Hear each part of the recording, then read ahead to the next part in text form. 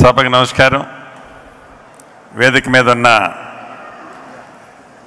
Andhra Pradesh PCC అధ్యక్షురాలు సోదరిమణి షర్మిలమ్మ గారికి, తెలంగాణ రాష్ట్ర ముఖ్యమంత్రి గారు అన్నగారు రేవంత్ రెడ్డి గారికి, ఉప ముఖ్యమంత్రి గారు బట్టి గారికి, సహచర మంత్రివర్యులు, వేదిక మీద ఉన్న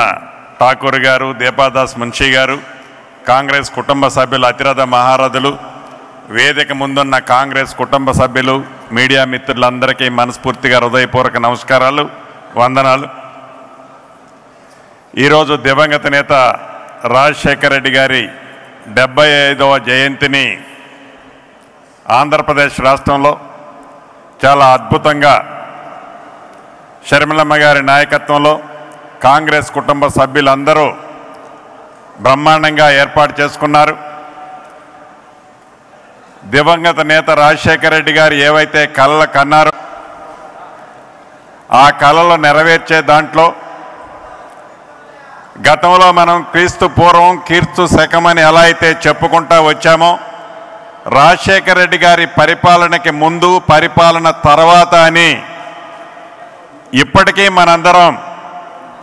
పెద్దలందరూ వేదిక మీద చెప్పినట్లు అదే స్మృతులు గుర్తు చేసుకుంటూ, రాజశేఖర రెడ్డి గారు తన ముఖ్యమంత్రిగా ఉన్నప్పుడు ఎప్పుడూ చెప్తుండేవారు,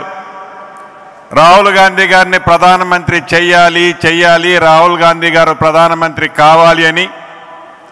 రాహుల్ గాంధీ గారు ప్రధానమంత్రి అవ్వటంతో పాటు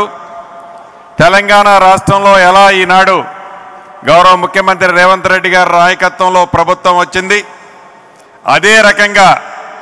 ఆంధ్రప్రదేశ్లో కూడా సోదరిమణి షర్మిలమ్మ గారి నాయకత్వంలో మీ అందరి సహాయ సహకారాలతో తప్పకుండా ఇక్కడ కూడా కాంగ్రెస్ ప్రభుత్వం అధికారంలోకి వచ్చి కేంద్రంలో దివంగత నేత కన్న కలల్లో భాగమైన రాహుల్ గాంధీ గారిని ప్రధానమంత్రి అయ్యే దాంట్లో మనందరం కష్టపడి పనిచేసే దాంట్లో అధికారంలో ఈనాడు తెలంగాణలో కాంగ్రెస్ ప్రభుత్వం ఉంది. తప్పకుండా గౌరవ ముఖ్యమంత్రి గారు సహచర మంత్రులమంతా ఆంధ్రప్రదేశ్లో ప్రభుత్వం ఏర్పాటు కావటానికి కావలసిన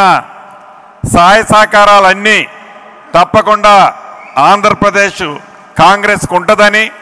మనస్ఫూర్తిగా ఈ వేదిక మీద నుంచి తెలియజేసుకుంటూ, మరొక్కసారి దివంగత నేత స్మృతులని పెద్దలు చాలామంది వారితో ఉన్న అనుభవాలు పంచుకున్నారు. మరొక్కసారి స్మృతుల్ని గుర్తు చేసుకుంటూ నాకు ఈ అవకాశం ఇచ్చిన మీ అందరికీ కృతజ్ఞతలు తెలుపుతూ సెలవు తీసుకుంటున్నాను.